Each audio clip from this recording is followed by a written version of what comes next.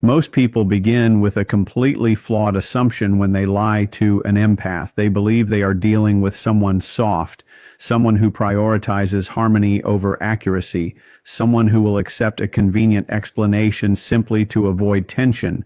And on the surface, that assumption can appear correct because empaths often do choose calm over conflict. They do give people space to explain themselves. They do respond with patience when others might react with suspicion. But this is where perception becomes dangerously misleading, because what looks like softness is often observation. What looks like acceptance is often evaluation. What looks like trust is often temporary suspension of judgment. The empath is not disengaged. They are paying attention in a way most people are not. They are not only hearing your words, they are tracking your consistency. They are noticing how your emotional tone aligns or fails to align with what you are saying.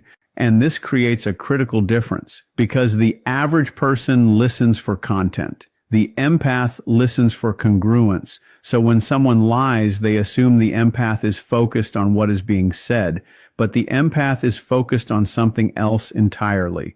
Does this feel real? Does this match everything else I've observed? Is there tension beneath this explanation? And that is where the misunderstanding begins to collapse, because deception depends on managing appearances. It depends on controlling the narrative at the surface level. But empaths are not operating only at the surface. They are reading beneath it. And when you lie to someone who naturally pays attention to what leaks through, not just what is presented, you are not simply hiding the truth. You are creating contrast. And contrast is what reveals you. Most people think lying is a verbal act. They think if the sentence sounds believable, if the explanation is structured well, if the details are convincing enough, then the lie will hold. But deception has very little to do with words alone, because words are only one layer of communication. Beneath them, something else is always happening. Your body is responding. Your tone is adjusting. Your timing is shifting. Your emotional state is either aligning or conflicting. And that conflict is where deception becomes fragile, because the moment your internal reality does not match your external expression, you are no longer communicating one message. You are communicating two, one spoken, one leaked. And the leaked message is often the more honest one. Empaths are particularly sensitive to this split. They don't just process language logically, they process presence emotionally. So when you say something that doesn't fully match how you feel, they register that difference. Not always consciously, not always immediately, but somewhere internally, something flags, this doesn't fully align. And alignment is everything, because truth has a certain simplicity to it. It doesn't require effort to maintain. It doesn't require constant adjustment. It doesn't create internal resistance. Lies do. They require monitoring. They require control. They require consistency across something that is inherently inconsistent. And over time, that effort begins to show. Your delivery becomes slightly too careful. Your explanation becomes slightly too detailed. Your reaction becomes slightly too managed. And that slightly is enough, because empaths are not looking for obvious proof. They are sensing subtle disruption. And subtle disruption is where deception quietly exposes itself. Empaths don't notice more because they're trying harder. They notice more because they've been trained, often by life itself, to pay attention. Many of them have spent years in environments where emotional signals mattered, where what was said didn't always match what was true, where reading the room was necessary, where sensing shifts in mood wasn't optional, it was survival. And over time, this develops into a kind of natural awareness, not forced, not performative, automatic. They begin to recognize patterns most people overlook: the pause before an answer, The change in breathing, the slight tightening in the voice, the moment confidence turns into defensiveness. These are not dramatic signals. They're subtle. But subtle doesn't mean insignificant, because patterns are built from small details repeated over time. And empaths are constantly collecting those details, not in a calculated way, but in a way that feels almost instinctive. They don't always analyze in the moment, but they remember. And memory creates comparison. Comparison creates pattern recognition, and pattern recognition creates insight. This is why someone can appear consistent on the surface, yet still feel inconsistent to an empath, because the empath is not only observing isolated moments, they are observing continuity. They are asking, often unconsciously, does this match who you've been over time? Does this align with how you usually show up? Is there a shift here that doesn't make sense?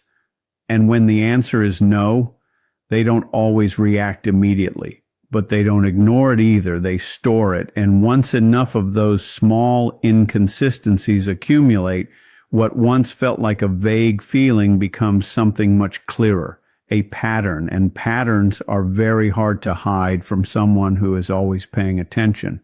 One of the biggest misconceptions about empaths is that they instantly trust their perception. They don't. In fact, many empaths do the exact opposite. They question themselves first. When something feels off, their immediate reaction is rarely accusation. It's introspection. Am I overthinking this? Did I read that wrong? Maybe I'm being too sensitive. This internal dialogue is not weakness, it's restraint. It's the empath giving reality a chance to clarify itself before reacting. But this restraint has a cost, because while they are questioning themselves, they are also delaying action. And this is where deception often survives longer than it should. Not because the empath doesn't sense the inconsistency, but because they try to disprove their own perception. They search for alternative explanations. They rationalize behavior. They extend understanding beyond what is reasonable. And sometimes they do this repeatedly because they don't want to misjudge someone. They don't want to create conflict unnecessarily. They don't want to believe something is wrong if it can be right. But truth doesn't disappear just because it's questioned. That initial signal, the one that felt off, doesn't go away. It lingers. And every new inconsistency adds weight to it, until eventually the empath is no longer dealing with a feeling. They are dealing with evidence. And at that point, the internal doubt begins to shift. They stop asking, what if I'm wrong? And start asking, why does this keep repeating? And that question is the beginning of clarity. Truth rarely reveals itself in one dramatic moment. It reveals itself through repetition, through small inconsistencies that on their own seem insignificant, but together form something undeniable. At first, it's easy to dismiss a strange reaction here, a slight contradiction there, a moment that doesn't fully make sense. Each instance feels too small to confront, too uncertain to define. But patterns don't rely on single moments. They rely on accumulation, and empaths are constantly quietly tracking that accumulation, not intentionally keeping score, but naturally noticing when something doesn't align over time. And alignment is what creates trust. So when alignment begins to break, trust begins to weaken, even before the empath consciously acknowledges it. Because the mind can rationalize isolated events, but it struggles to ignore consistent repetition. Eventually, the same type of inconsistency appears too many times, the same emotional shift, the same defensive tone, the same over-explained story, and now it's no longer random, now it's recognizable. And recognition changes everything, because once a pattern is seen, it cannot be unseen. At that point, the empath is no longer interpreting behavior generously. They are interpreting it accurately. And accuracy removes illusion. This is where many lies begin to collapse, not because they were exposed directly, but because they became predictable. And predictability is the enemy of deception, because when someone can anticipate your inconsistency, your control over the narrative starts to disappear. There is a subtle but powerful shift that happens inside an empath. At first, they feel, they try to understand, they try to connect, they try to make sense of what doesn't feel right. But once patterns become clear, they stop feeling first and start observing. This shift is quiet, almost invisible from the outside, but internally it changes everything, because feeling seeks resolution, observation seeks truth, and truth doesn't require emotional negotiation. It requires clarity. So instead of asking, how do I fix this? The empath begins asking, what is actually happening here?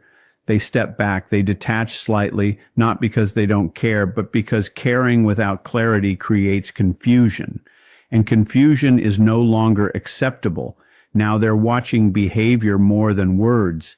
They're noticing consistency more than intention. They're evaluating actions rather than explanations.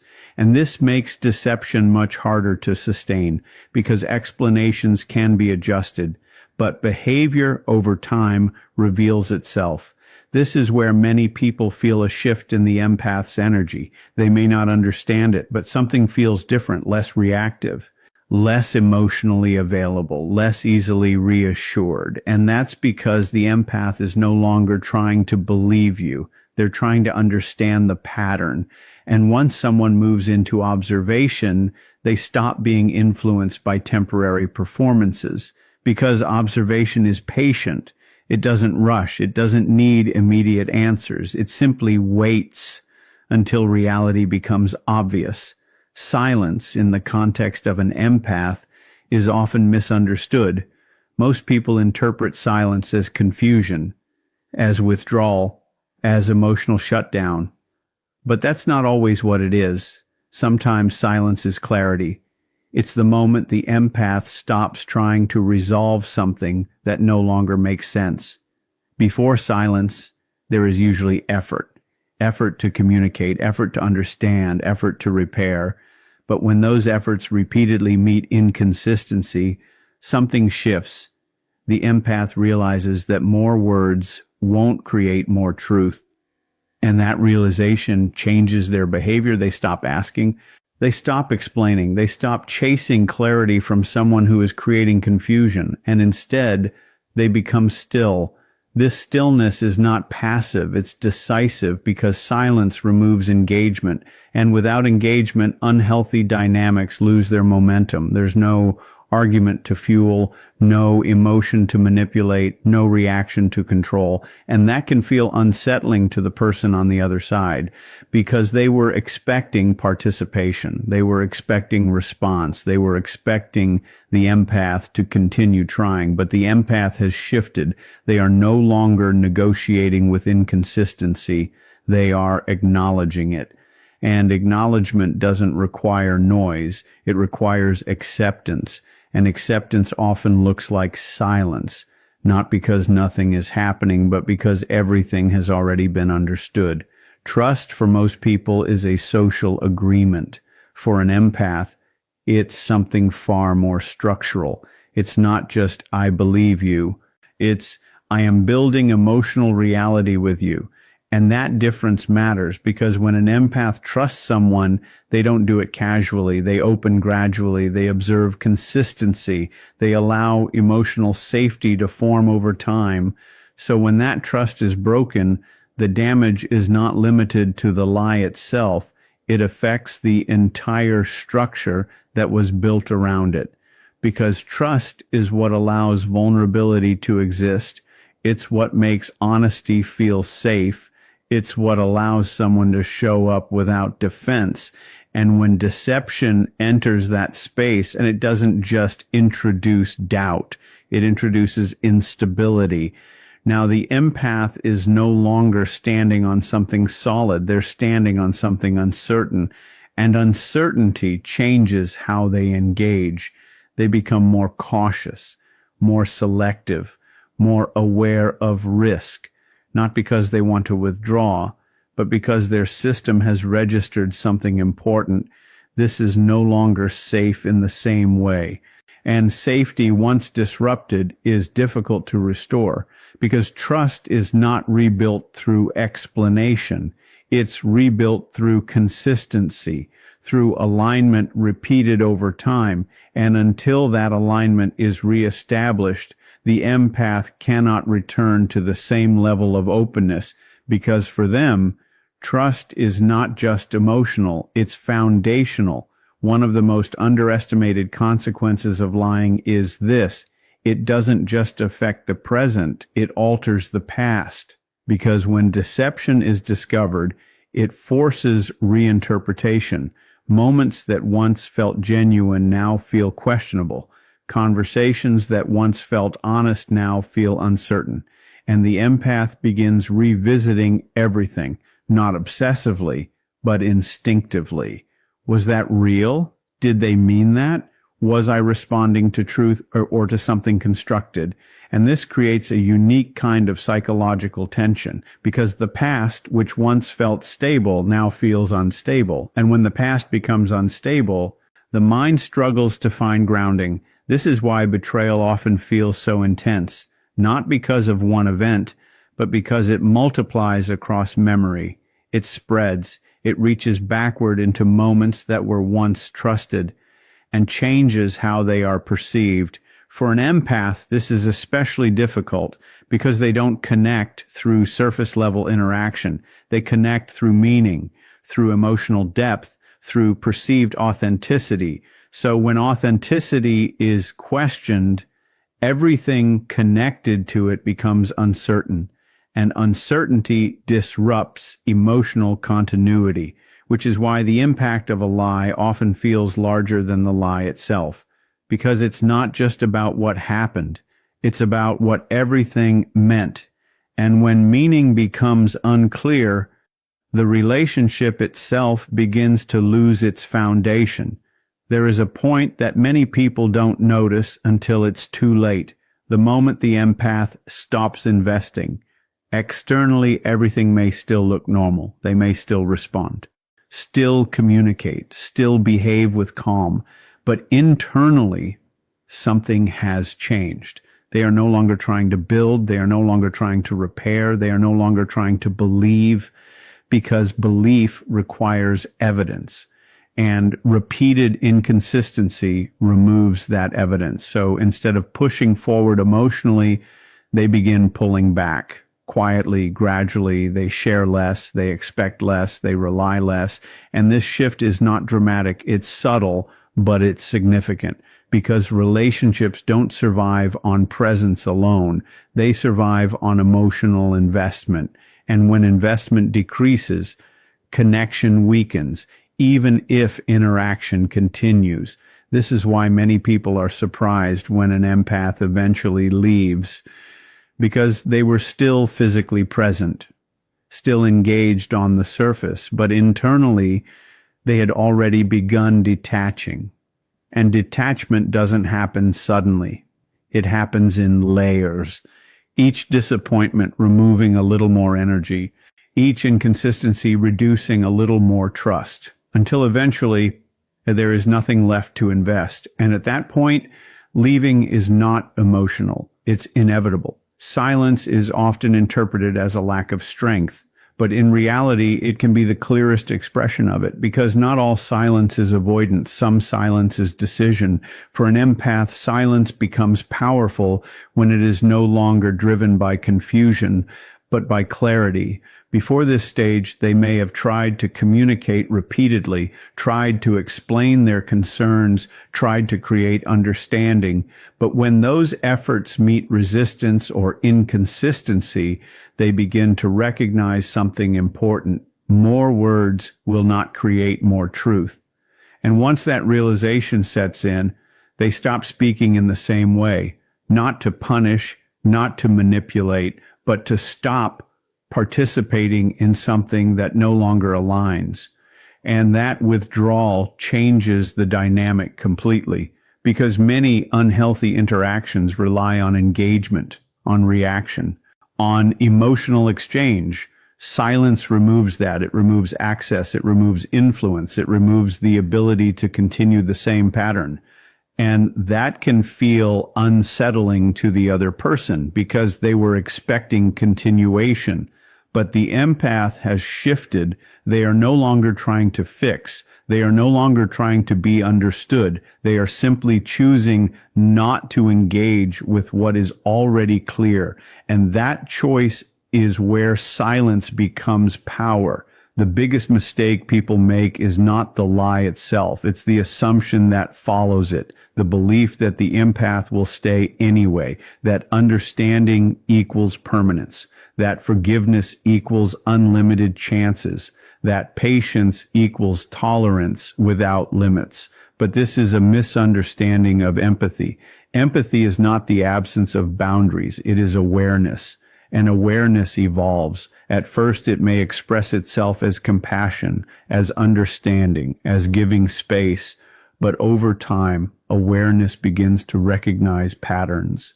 And once patterns are recognized, boundaries begin to form because awareness does not ignore reality. It adapts to it. So when someone continues to lie, they are not just repeating behavior. They are reinforcing a pattern. And patterns shape perception.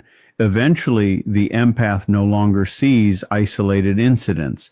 They see consistency, and consistency defines character. This is where the shift happens. The empath stops asking, why did this happen? And starts recognizing, this is who they are showing me they are. And once that recognition is clear, their behavior changes accordingly, not out of anger, but out of alignment with reality. And reality, once seen clearly, cannot be unseen. Empaths don't leave quickly.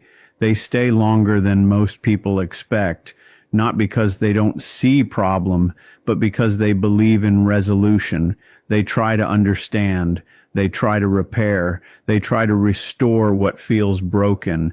And this effort can continue for a long time because they don't give up easily on connection, but staying has a limit, and that limit is reached when understanding no longer changes anything, when communication no longer improves anything, when honesty is no longer consistent. At that point, staying becomes self-conflict, and empaths are deeply affected by internal conflict because they value alignment, not just externally, but internally. So when staying requires them to ignore what they clearly see, they face a decision: continue the relationship or remain aligned with truth. And eventually, truth wins, not aggressively, not dramatically, but decisively. And when they leave, it often feels sudden to the other person, but it wasn't sudden. It was cumulative, built over time. Every inconsistency, every broken moment, every unresolved pattern, all leading to one conclusion: this can't continue as it is. And once that conclusion is reached, leaving is no longer a reaction, it's a resolution. At the core of all of this is a simple but often ignored truth. Lies don't just hide reality, they reveal character. Because every act of deception communicates something deeper than the words themselves. It shows priorities, control over honesty, image over authenticity, avoidance over accountability. And empaths are not just listening for what happened, they are interpreting what it means. That's why lying to an empath is so risky, not because they will immediately confront you, but because they will understand you. And understanding changes everything, because once someone understands your patterns, they no longer rely on your explanations. They rely on what you consistently show. And consistency is difficult to fake over time, which means eventually truth surfaces, not through confrontation, but through recognition. And once recognition is complete, something irreversible happens. Perception shifts. And when perception shifts, so does connection. Because connection depends on trust, and trust depends on truth. Without truth, everything else becomes unstable. So the real danger of lying to an empath is not being exposed. It's being fully seen and no longer trusted.